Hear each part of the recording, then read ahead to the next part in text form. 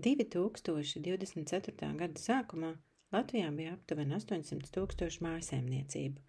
No tām te ir 300 000 mājsaimniecību, kurās dzīvo bērni un jaunieši līdz 24 gadu vecumam. 85 000, jeb 30% no tām ir viena vecāka ģimenes. Tādas ģimenes, kurās dažādu iemeslu dēļ bērnus audzina viens vecāks, bez otra vecāka klātbūtnes. No kopējā mājsaimniecību skaita tie ir 10,3% vientuļo vecāku, liecina Centrālās statistikas pārvaldes apkopotie dati. Viena vecāka ģimenes biežāk sastopamas tieši lielākajās Latvijas pilsētās, kamēr vidēji Latvijā 30% no visām mājsaimniecībām ar bērniem ir ar vienu pieaugušo, Jēkabpilī, Daugavpilī, Liepājā, Rēzeknē un Rīgā tādu kopumā ir 35%.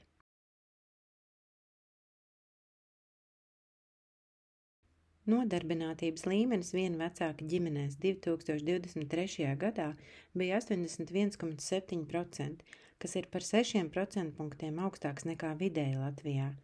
12% pieaugušie šādās mājsaimniecībās strādāja blakus darbā, kas ir gandrīz 2 reizes vairāk nekā vidēji Latvijā. Viena vecāka ģimenes 2 reizes biežāk pakļautas nabadzības riskam.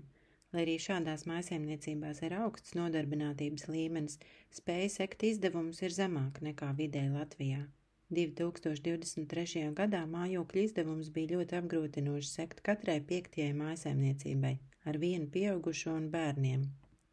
Viena pieaugušā mājsaimniecībās biežāk nekā vidēji Latvijā norādīja, ka naudas trūkuma dēļ nevar atļauties sekt neparedzētus izdevumus, sekt komunālo pakalpojumu rēķinus, īri vai atmaksāt kredītus un uzturēt mājokli siltu. Viena vecāka ģimenēm ir augsts nabadzības risks – 29,6% 2022. gadā. Oficiālās statistikas portālā Sociālās iekļaušanās sadaļā ir apkopota informācija par 14 iedzīvotāju riska grupām, kuras ir pakļautas sociālās atstumtības riskam. Starp tām ir arī viena vecāka ģimenes. Sociālās atstumtības riskam pakļautās iedzīvotāju grupas ir tādas, kurām ir liektas vai apgrūtinātas iespējas iegūt pietiekamus ienākumus, saņemt dažādus pakalpojumus un preces, kuras ir būtiski nepieciešamas pilnvērtīgai funkcionēšanai sabiedrībā.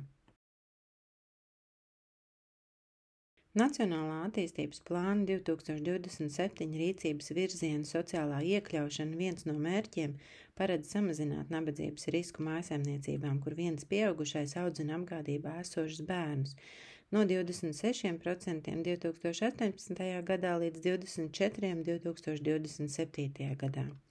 Sociālā iekļaušana ir process, kura mērķis ir nabadzības un sociālās atstumtības riskam pakļautajām personām nodrošināt iespējas, pakalpojumus un resursus, kuri ir nepieciešami, lai pilnvērtīgi piedalītos sabiedrības ekonomiskā, sociālā un kultūras dzīvē, uzlabojot dzīves līmeni un labklājību, kā arī lielākas līdzdalības iespējas lēmumu pieņemšanā un pieejamību personas pamattiesībām. Centrālās statistikas apkopotie dati norāda, ka viena vecāka ģimenes ir pakļauts sociālās atstumtības riskam. Latvijas Nacionālās attīstības plāna mērķis ir mazināt sociālo atstumtību un veicināt vienu vecāku ģimeņu sociālo iekļaušanu. Viens no daudziem veidiem, kā risināt šo situāciju, ir veidot psiholoģiskā atbalsta grupas viena vecāka ģimenēm. Projekta mērķis ir izveidot atbalstu grupu viena vecāka ģimenēm Rīgā, tādā veidā veicinot šo ģimeņu sociālo iekļaušanos.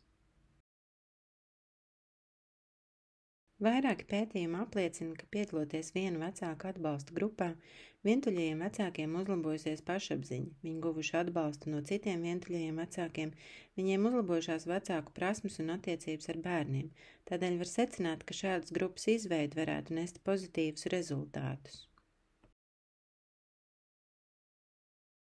Nodarbību laikā padziļināti tiks apskatītas tēmas par vienu vecāku ģimenē augošu bērnu attīstības un audzināšanas aspektiem, atbalsta metodēm veselīgai bērnu attīstībai, tiks runāts par vecāku konstruktīvu sadarbību un konfliktu risināšanas prasmēm gan vecāku starpā, gan vecāku un bērnu starpā, tiks apspriests, kā vecākiem rūpēties par savu fizisko un garīgo veselību, veidot veselīgas attiecības, kā arī akcentēta finanšu pratība un karjeras plānošana.